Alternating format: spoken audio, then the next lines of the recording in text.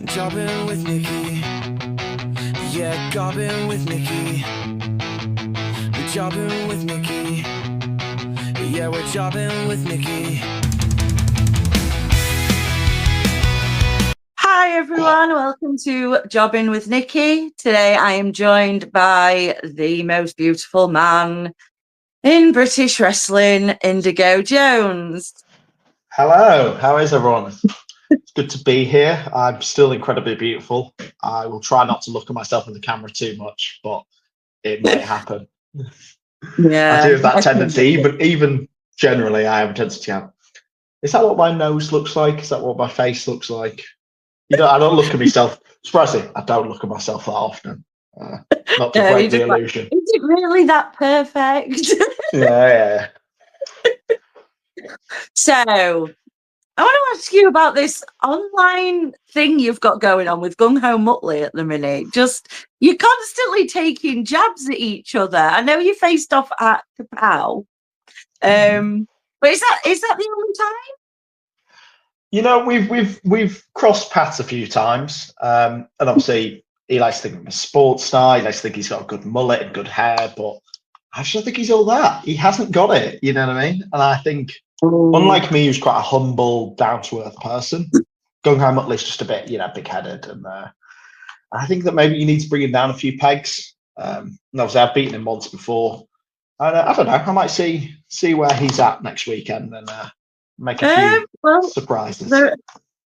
I am aware of a Rumble coming up on Sunday, which I'm pretty sure he'll be at. I am aware of the Blackheart Rumble as well, and I know that that's his stomping ground. So there is nowhere I would rather embarrass him more than on his home turf. It'll be fine. You know what I mean? Getting an I could win a title or a title shot. There we go.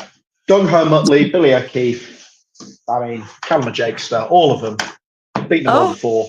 I'll beat them all again. And whoever else Blackheart wants to throw at me. Oh, what about the super brat himself? I've never wrestled Sammy. Really? That's someone I'd really like to share a ring with, because as much as it hurts me to say, they're very good at wrestling. And, I'm slightly better, but I'd like to share a ring with them at some point. Yeah, I think maybe at one of the upcoming Kapow shows, or even the Blackheart. I think there's a distinct possibility. Yeah, I'm very biased when it comes to them lads, but I try not to be, but I can't help myself. I can tell. You cheer slightly louder for them than you do me, and I make notes, Nikki. Don't worry. Yeah. Like, cross Nikki off this party list. Yeah, of course. So, some questions I've had sent in. Mm-hmm. If you were king for a day, what soft drink would you ban forever and why? Ooh, a ban forever. Now I'm a big soda fan. It's kind of one of my gripes, actually. Like I love a cold soda pop, but I think Sprite is by far and away the worst soda. I've never known anyone who picks Sprite and you shouldn't keep an eye on. Are you a Sprite fan? Is that why the shop? No, but my son, my middle son, he loves Sprite. No, he's wrong. He's wrong. Like, he's entitled to his opinion, but he is wrong. Top tier, Pepsi Max Cherry, Dr. Pepper. Yes, I am with you. I'm a big fan of the brown sodas rather than any kind of clear see-through pretending to be. It's just sparkling water. Cream soda's clear and cream soda's delicious. Yeah, I don't mind cream soda, but I can't. I think if I drink one, I then feel like I'm going to be sick. I don't really want to eat candy floss sort of thing. It's what I used to mix my vodka with back in the day when I would drink. I would have vodka and cream soda. This might give an insight into my younger years. But we used to do the same, and it would be vodka, cream soda, and I think is it grenadine, like the syrup? Yes. And we'd mix that together in a big fishbowl before we went out for pre-drinks. And because it was so bright and pink, we used to call it the prolapse. So it was. I don't know what. It was not good. We used to drink it out of Nerf straws because we had Nerf guns in the house, and Used to share. Everyone's going to be So, going yeah, off that and had been trying sat at this the bottom now. of my uni flat for 3 weeks. Yeah, I don't get how I wasn't sick every single day. But now I'm a more mature adult. I try to stick to the sodas Yeah, same. without I try. Well, I have. without But half a bottle of vodka in it. Oh, I tell you what's a good mixture as well that people don't rate enough, and that's Iron Brew. Like Iron Brew, I think is a top tier soda. really, I'm not a fan of Iron Brew. Sorry if anyone's Scottish watching this. I'm not a fan of Iron Brew. I used to get the VK Iron Brew flavoured, but they Yeah. would always be saved till the end, till I was already drunk and Yes. couldn't taste it. Yeah. Are you one of those who saves the worst for like? Cause when I ever have sweets or a dinner, I always eat the worst thing first and save the best bit last. But my girlfriend does the opposite.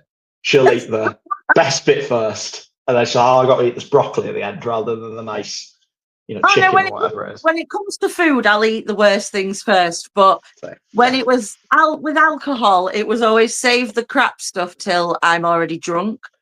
And Yes, then I there won't comes a care. point where you don't care anymore. Really. Yeah, I think Yes. when I was younger, we had a crate of this cactus beer, and it had Yeah. and it was just weird. So it'd be like, right, drink everything else, and then when we've run out of everything nice, we'll get the cactus beer out. It used to be that we'd start the night and it'd be the nice sort of Russian standard vodka that'd get used really classily, and then it'd go down to I think it was called Glenn's vodka from the local off license, and it's £1.29 or something for a litre, and it's like, just jet engine fuel that burn your eyebrows off. Yeah, I used to get Castini. It was like a martini ripoff. wowza. Yeah, no.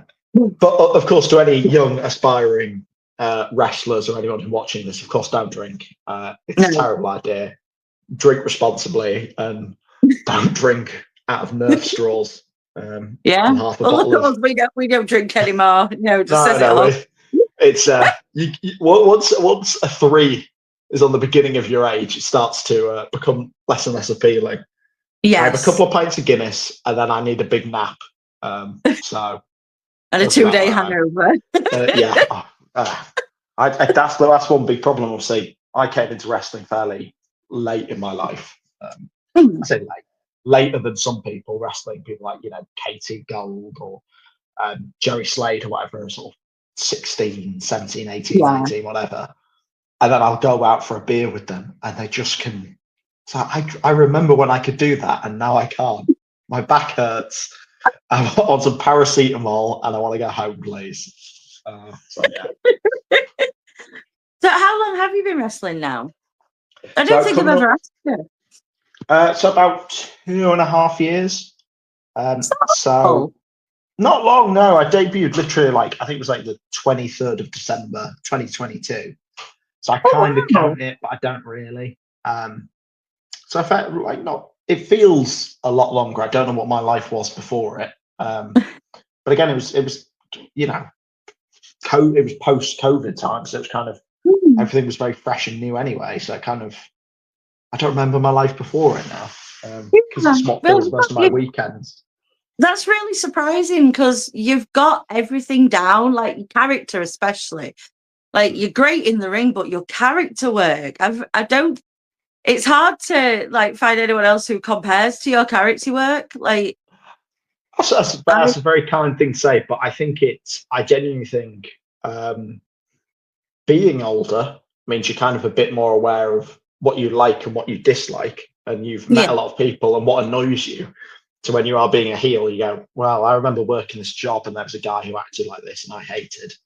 So let's try and translate that and stuff like that. And I also think, when I first walked in to learn wrestling at House Pain Academy in Nottingham, I kind of went, I want to be Rob Van Dam, I want to be Jeff Hardy, I want to do cool stuff. And then I realized I'm really not athletic. So my inspiration slowly went from HBK to Santino Marella very quickly. And I think that's a good bit of advice right now, is wrestle to your strengths. Because you can't, we're all different. And I think it's... you're so just it's so natural to you, the interactions with the crowd and everything. Just it all seems to come so naturally. I think a little bit of experience as well, if you've ever worked in like I used to do a little bit of stand-up when I was younger and stuff like that. So it's having an interaction and a little bit of a confidence in yourself. Plus, it's just that it's the fun bit about wrestling. You know what I mean? If it was a TV show, you couldn't interact, but because I'm there stood in front of you, I'd rather give them something memorable, because they're going to remember me coming over and I don't know, like I think the last show at Kingdom, there was a bald gentleman, and I went over and shined his head in the middle of the match. And then they came up to me after the match, went, "Oh, my husband was howling at that," and stuff. I was like, "Yeah, well, you wouldn't get that if you just watched WWE on TV." Exactly. That's what I love about going to British shows, because you get a different side to wrestling. And that's kind of what I'm wanting to show with what I'm doing. Is I want to show that it is totally different.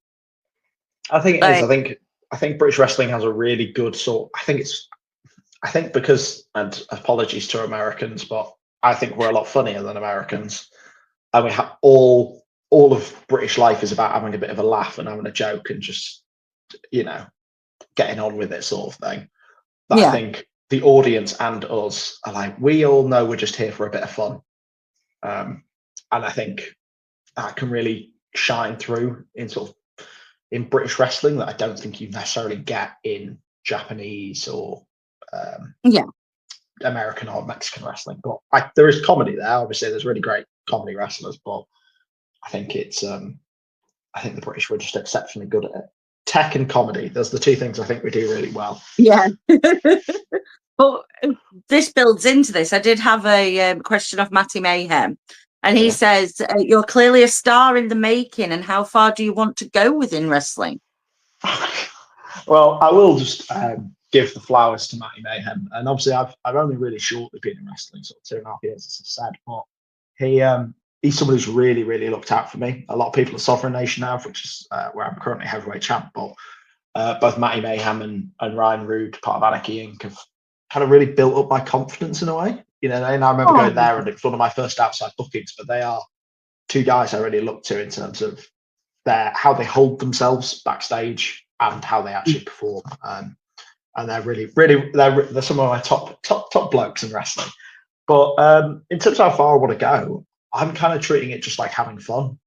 You know what I mean? If I'm not having fun, then I'm not going to do it, if that makes sense. I started when I was old. I'm not particularly athletic. You know, there's higher echelons, and there's certain shows I've gone to before and they've said, "Well, you're maybe not right for us. We want someone who's got, you know, a body or whatever," if that makes sense. Where I'm a normal bloke who tries his best, but isn't, you know, I don't look like Randy Orton, unfortunately. So it's one of them that I'm just seeing how far I can take it, and I'm treating it like, when I explain to people who aren't into wrestling, I'll say it's like being in a band, where it's like you're just having a bit of fun with your friends. And see lots of the country, get some weird stories out of it, get a little bit of money, but not a lot, and have fun and be creative and have that sort of that weekend outlet. You know what I mean?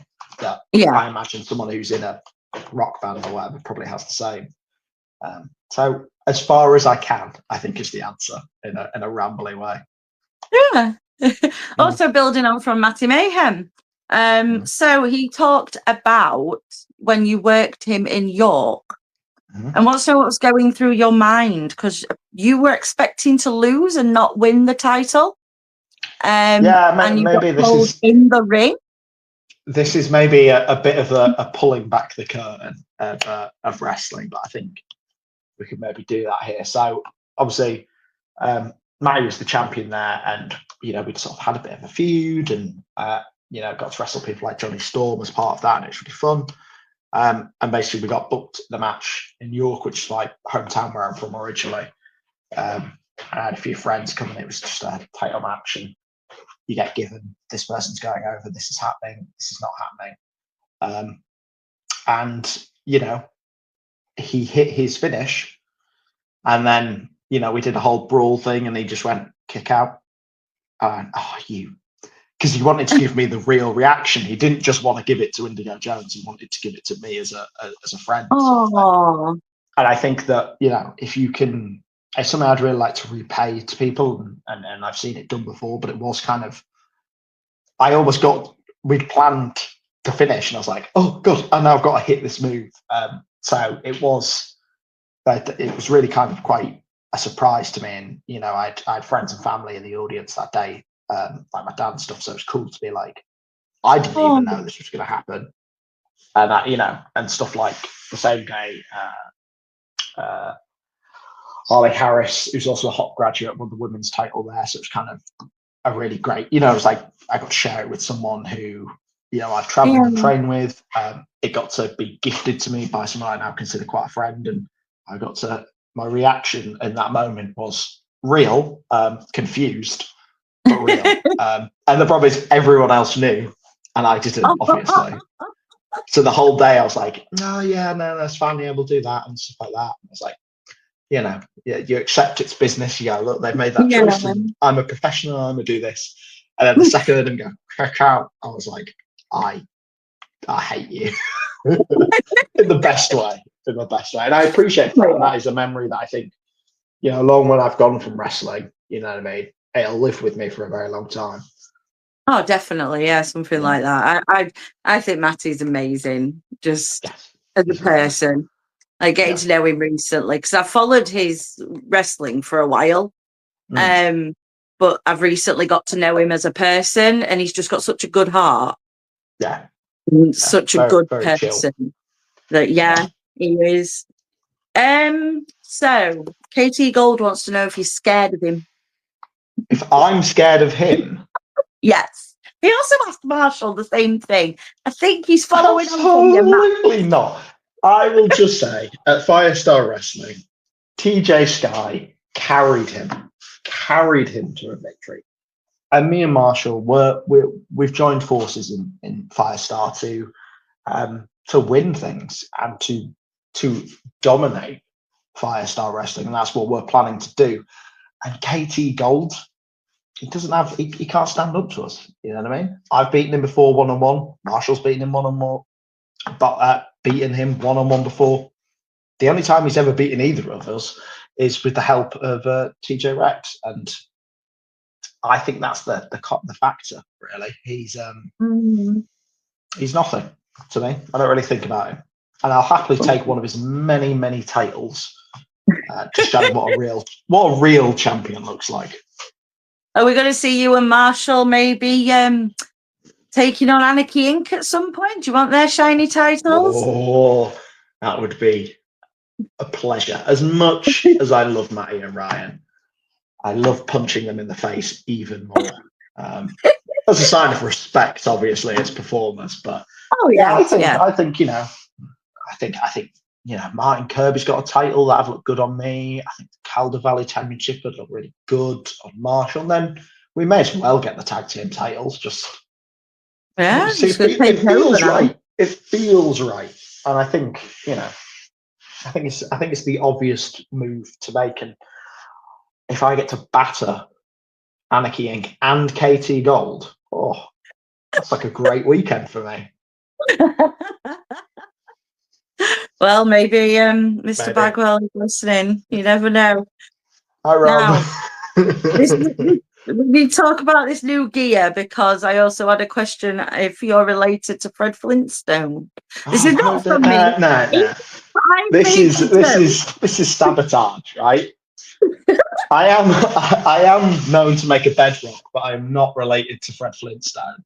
It's what an answer. what a I think that might be quite in Little Wayne. But yeah, no, it's very sweaty. That's all I'll say. It is real. I said real fur. It's not a real tiger's fur, but it is very hairy. And it's I've got quite. I tried to. I was wearing sort of singlets before, and then I realised other people on shows were wearing singlets. So I always try and be the antithesis of everyone else. You know what I mean? I try and look different, walk different, speak different. You know what I mean? Some people, want to wear singlets. I was like, well, I'll wear something a bit different. That's how that came about. And I'm really happy with it. Some people want to be good wrestlers. I do the opposite. I try to be as bad a wrestler as possible, just so I stand out. That's the real thing. I love the dungarees. I think it's a really good look. It's a very odd look. It feels. I didn't know how exposed my back felt. I've seen some photos of me from Kingdom Wrestling last weekend where I think Sassy Bear is choke slamming me off the top of a ladder. I'm just very aware of my back. You know what I mean? Oh. No, I like it. Like you say, it's different. You don't see every wrestler walking around in sparkly tiger print dungarees. No. I thought about wearing it today, but it's currently in the wash ahead of this weekend. It's actually, I mean, it's on to ruin the illusion of glamour. It is outside on the washing line drying. You might need it for Sunday, so you never know. Might need it for Sunday. Who knows? I think I will. I think I'll bring that out maybe. dazzle gung ho Muttley. You know what I mean? He's a simple man. He'll get distracted. Oh. I know I'm going to be taking quite a lot of chops in that Rumble now. He is very loved at Blackheart. He is. I've never been to Blackheart, so that's why. You know what I mean? He's the people's champion at Blackheart. He's got all our hearts. He has. No, I think it's because I've never been there. That's why I am the people's princess. I am what Blackheart really needs, rather than a fake sports star. Oh, I don't know. He's got medals. Yes, he's got medals, but most of them are from a cracker, I think. Plus, one of them says second in spelling bee, and I don't think that's really counts as a sport. I know on the fact on the inside of his gear, he has one of those little Tony Tiger swimming patches for 100-meter widths that he used to get in school. So he talks a big game, but he's not an athlete like me. So.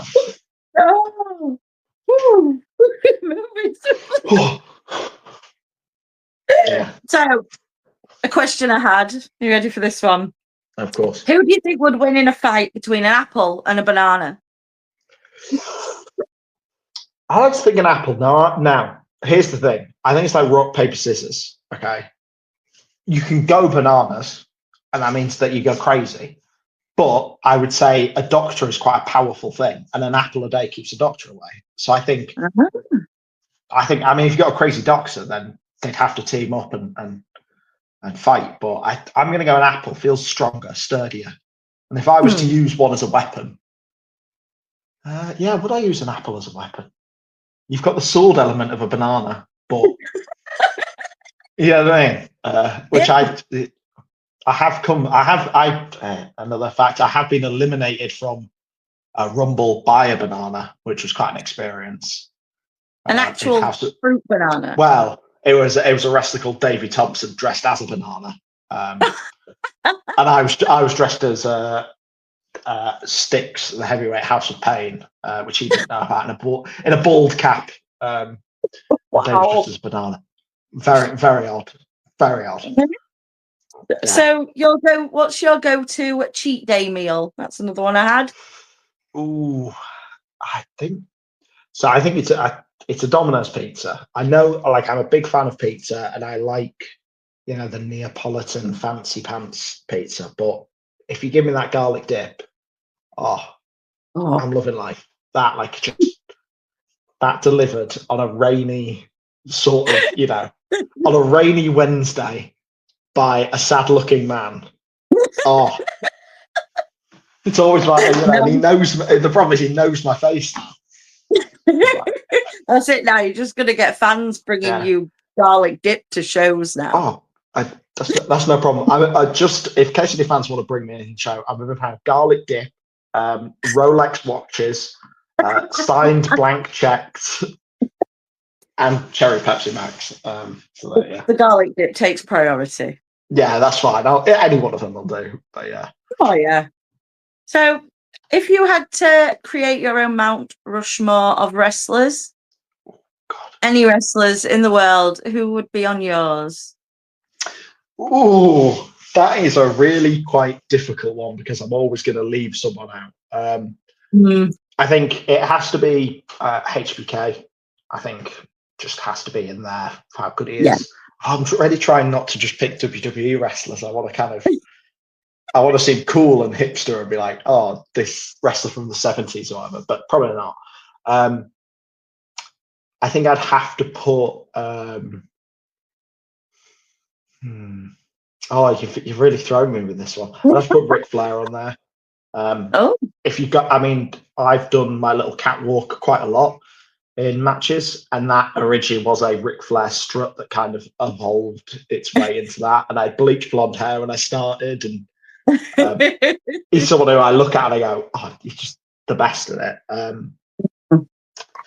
In terms, I'm trying to think of like someone I want to put in there. I probably want to put the Hardy Boys as sort of a pair in there in terms of tag team wrestling.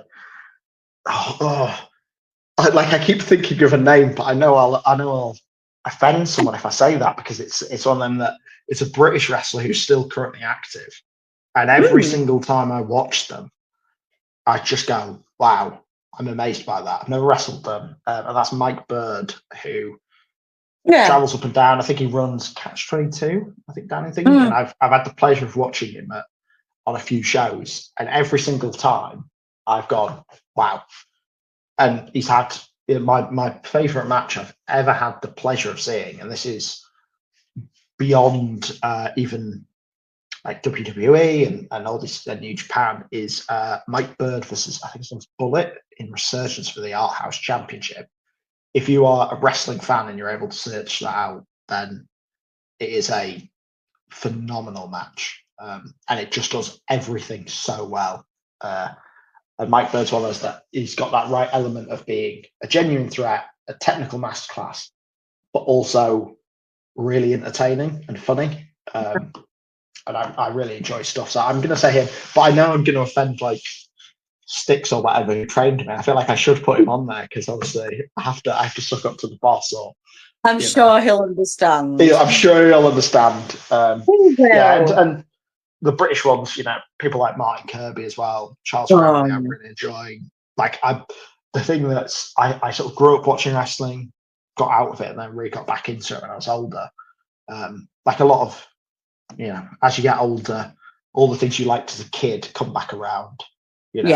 Like wrestling, painting Warhammer, napping, crying for no reason, those sort of things have really come back into vogue with me in my 30s. So there's a lot of getting to travel around and do shows and getting to watch some world-class wrestlers here in England is amazing. And I think there are certain promotions where I've been going recently where I've gone, oh yeah, this is people like, there are people who are WWE fans or whatever, or maybe the bigger promotions like Progress, they really should go out and support their local indies. And I think I really want to give credence to Kingdom and Firestar, to be honest with you. Obviously, I'll always love House of Pain, but getting to see Kirby versus Crowley at the last Firestar, phenomenal. You know what I mean? There's some really talented people there. Reform versus Anarchy Inc. was fantastic. I think Kingdom Wrestling, we've got Billy O'Keefe, Brandon Prince, myself, and Sassy Bear, and then MVK coming in from TNT and working with us has been eye-opening and stuff like that. So there's just a lot of really, really good wrestlers at the moment. But yeah, those are my four Mount Rushmores. I kind of got a bit off topic there. I do have a No, it's fine, because I was talking to Martin Kirby about this last week, and the standard of British wrestlers now is just, there's so many good, really top tier wrestlers now that I think should be more places and should be, I think they're a bit underrated, underappreciated. And again, that's what I'm trying to do, is show them names, show the people who I personally think should be. I've got quite a few people coming up on this that are just, I think, are absolutely incredible wrestlers. Yeah, of course. I think it's a good thing. I think, stuff like yourself and Jeeves and stuff like that, kind of social media is such an important part of it now that might just tweak someone's interest to go, oh, I didn't join TikTok, he's down with the kids now, Jeeves. Oh, is he? Yeah. He has just joined that TikTok. The problem is I have a TikTok that I like, you know, there's got some wrestling stuff on it, but I don't really use it too often. And every time I open it, it's always just like with my girlfriend, I'll open it and it's just like World War II documentaries and things about Roman history. Just like, this isn't what TikTok is, but clearly because I'm a very dull old man who reads books, they're like, it's kind of like, oh yeah, here's a fact about the Iran-Contra affair or something. She's like, I just get people dancing and cats. And I'm like, that's not what I get. Yeah, mine's mostly wrestling related stuff. Yes, and quite a few wrestling. Don't get me wrong. I love your picture on TikTok as well, because it's just like a real big close-up of your face. Yeah, so that's just my face really, really close up and zoomed in. I can't, you know, I'll give an example for the viewers. It's sort of that. That is it. That is it. There you go. But it's a fun thing about that is that was my I just said it, it's just like a photo of my face that I actually took really close. But I had the same photo of my WhatsApp like thing. Like, you know, like it says your little face in the corner. And obviously I'm in like work group chats of like, hey, let's all, you know. So I didn't realize I'd been like texting my boss, like, hey, I'm on my way, I'm gonna be late to the office or whatever. And it was just my big face in the corner. And I didn't realize for ages. And then someone was like, you do know that's what it is? And I was like, oh no, it was like a group stag do or something. And someone went, why is your profile picture that? And I was like, oh, I'm sorry. I looked back through all my texts. It's like me going, yeah, I'll be there in 10 minutes. Or texting my granddad who uses WhatsApp. Like, it's like, my beautiful grandson. There we go. So, come on, your 5 fantasy dinner guests, dead or alive? Oh, well, I'd probably want them to be alive. That's an old joke. It's an old but a good one. This is probably going to reveal too much about me. I think it would be someone like Norm Macdonald, who's like a comedian, like I grew up watching and really love his sort of humour. Oh God, I'm so boring. Max Hastings, the historian, someone I've met a few times, and I read a lot of his books and really enjoy his sort of stuff. David Attenborough, because I'm quite dull and predictable. Joe Nixon chose him too. Yeah, I think everyone of a certain age grew up watching him on, you know, BBC, and that narration and that voice is so soporific and lovely to me that it'd be great to sit across from him. I feel bad that I'm not picking wrestlers. No, you know what I mean? But I feel like if I had I can't imagine the Undertaker talking to David Attenborough, but I'd quite like to see it. That'd be a conversation. Oh yeah, and then I don't know, probably quite dully, someone like Napoleon or something, a major historical figure who I could go. Oh. See, I'd want Napoleon from Bill and Ted. Yeah, that's fine. Let's go with that. Napoleon.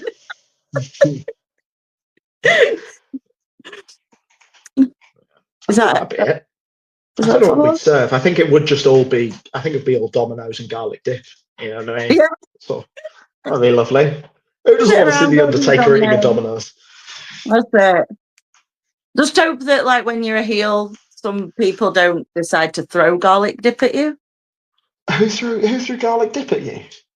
No, someone could throw it at you now. Oh, okay, that's fine. That's fine. I thought maybe like Marshall Warner had come down after eating a Domino's and whipped a garlic dip at your head. No, just double checking, you are definitely at the Blackheart Rumble, aren't you? Because I might have to go to Domino's this weekend and save my garlic dip.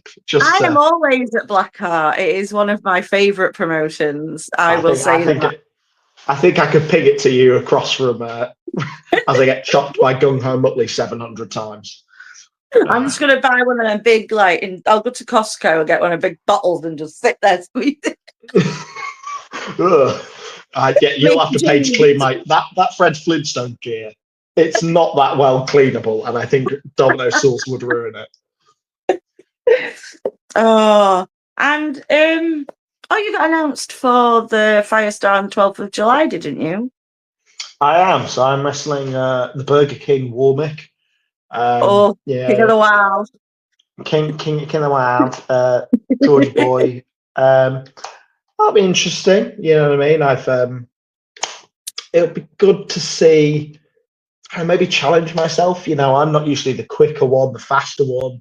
the smarter one, the better. Well, I'm all of these things compared to me. I don't, I'm going to be researching, the Whopper menu, getting a little Burger King crown, and just, showing him really what a real sort of blue blood royalty looks like. Well, there you go. There you go. There you go.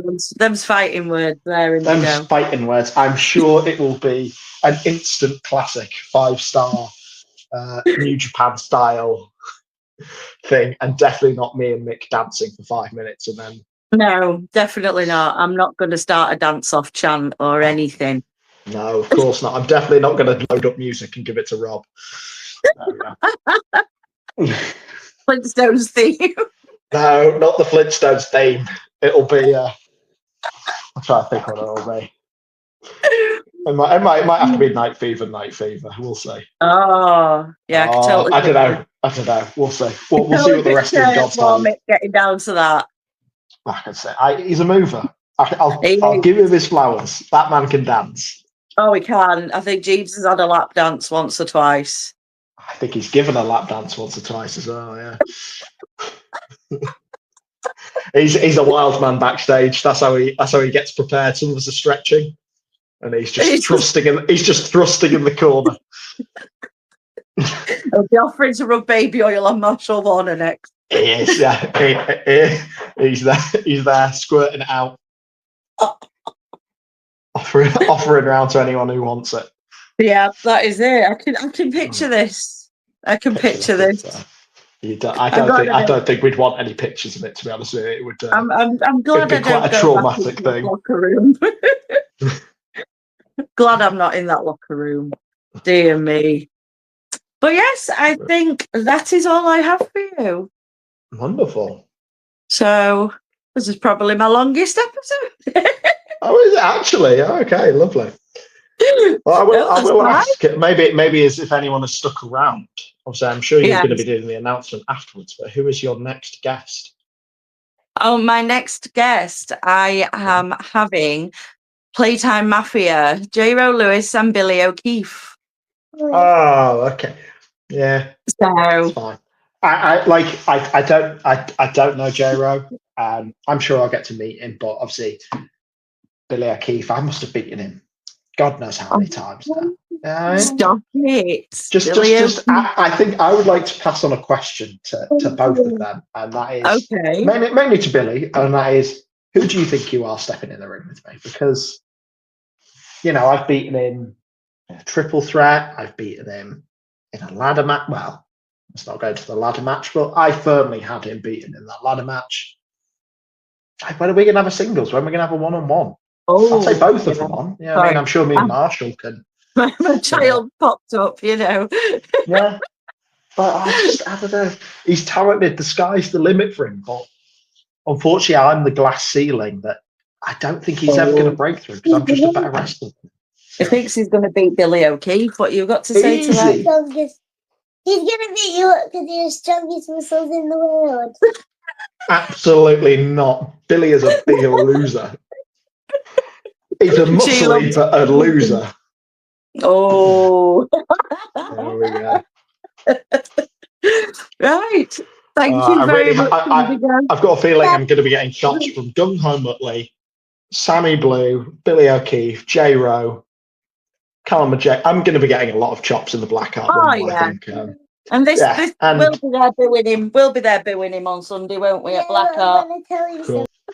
Well, once my chest is turned into hamburger meat from all the chops, I will, instead of deep heat, I'll use Domino's garlic sauce to cool it down and repair.